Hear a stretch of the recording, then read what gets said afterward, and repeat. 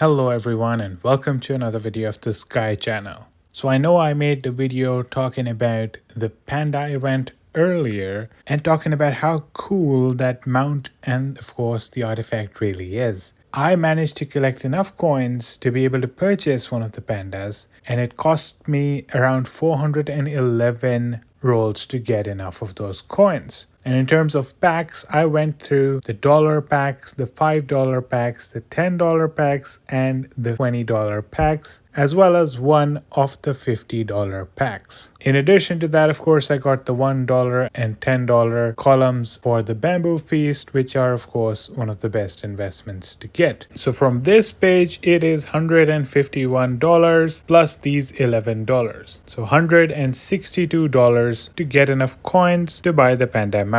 Now, of course, it does say that if I get just 23 additional draws, I do get a second panda, which I can use to star up. And I already did get one of the costumes because I got particularly lucky. And it does say that if I get 30 more draws, I get another one of those costumes, so I could star up the costume as well. I really don't plan on doing that, especially given the fact that, well, it's going to cost me $50 US and I'll get 72 draws anyway. I don't have any of the cheaper packs that I could purchase and just get the 32 draws, so I probably won't star up the costume or the mount unless, of course, I get extremely lucky and the last 3 days give me 30 draws somehow, like 5-5, but I really doubt that. So I'll probably just end up keeping that 1-star mount and the 1-star costume. Okay, so how effective is the Panda mount to begin with? So let's put that to the test. So up until now, I was using the Pyrebreaker sword. That is a very effective one because that gives crit rate and crit damage.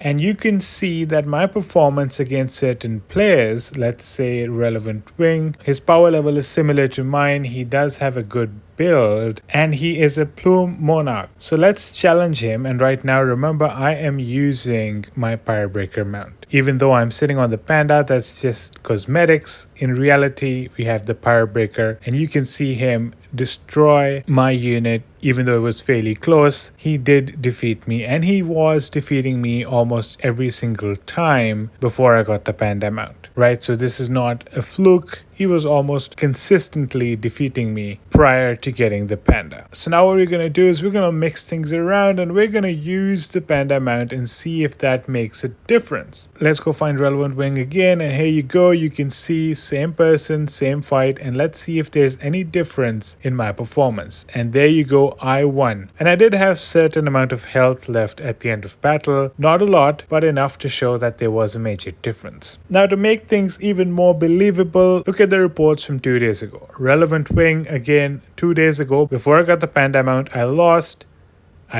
again.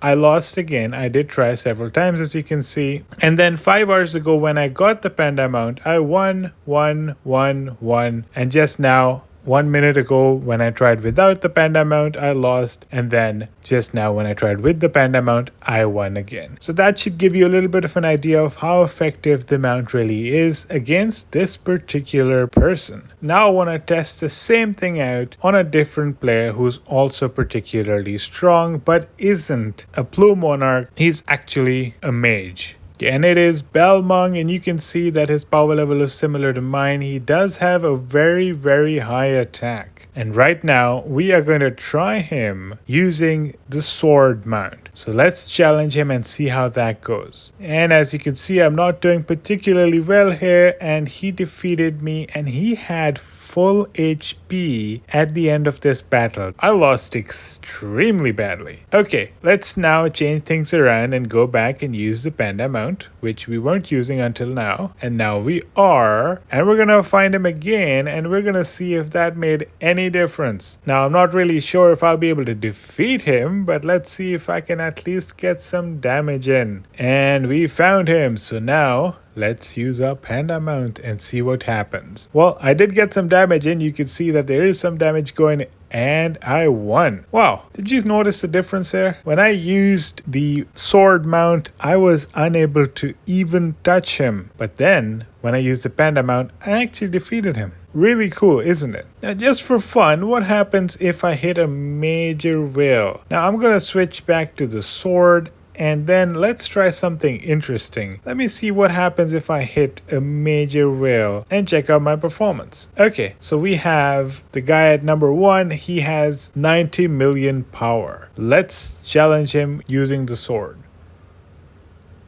Okay, well, as expected, I was not even able to do any amount of damage to him, and he pretty much destroyed me. But now we're going to use the panda and see if that makes any difference whatsoever when somebody is extremely strong compared to us. And there he is again, and we're going to fight him using the panda. And he already has a panda too. He also has a panda artifact. But, well, I mean, honestly, if you were to compare the difference, I'd say that I did a little better with the panda, because in the first one, I didn't even touch him. Right, he had full health at the end of this battle, but when I had the panda, at least I managed to get a little bit of damage through in the end. Of course, it was a pretty bad example to bring it through, but I wanted to show that, it's not just certain cases where it works. The panda does show better performance regardless of who I chose, right? I chose a decent archer with reasonably high stats, and we won every time we used the panda. We lost every time we were using the sword mount. We did the same thing with a pretty strong mage. As you can see, the first time when we were using the sword, we didn't even touch him, and then when we used the panda, we actually won. And he's not a normal mage. He has all these fancy equipments and fancy mounts and fancy artifacts, right? And look at his attack. It is absolutely crazy compared to me as well. And he does have a reasonable skill crit damage. 415% is pretty nice. And with the panda, we managed to beat him. Now, you might be wondering, why is that so, right? Why is this single panda making so much of a major impact in PvP? And the reason is simple. If you look at the extra mount skills, every 10 seconds, and that includes the start of the battle, you get control immunity for 3 to 5 seconds. And the first line, that's the most important thing. Control immunity is guaranteed in the first 3 to 5 seconds of the battle. Now, if you know, almost everyone uses either disarm, which disarms targets for 3 seconds, or they use the stun, which stuns targets for 1.5 seconds. The duration of disarm can be enhanced using your relics, which people use because they do want to make sure that you remain stunned for longer. And because of this, you are unable to really do damage in the first few seconds of the battle because you are stunned or you are disarmed and you are just standing there. And the enemy, if they manage to have the blue ox to reduce the duration of the control effects, can get done with the disarm or the stun before you and start doing damage to you while you are just unable to do anything in return. And that's pretty much what was happening in the case of Relevant Wing. He does have the blue ox, so even though I'm using disarm as well as him, my disarm was just lasting much less longer than his because he had the blue ox, which was reducing the amount of time that he was disarmed for. Now bring in the panda and it guarantees control immunity in the start of the battle for 3 to 5 seconds, meaning that the first disarm that everyone is going to try and use on you is not going to have any impact on you because you have control immunity. So you're not even going to get disarmed or stunned, which is absolutely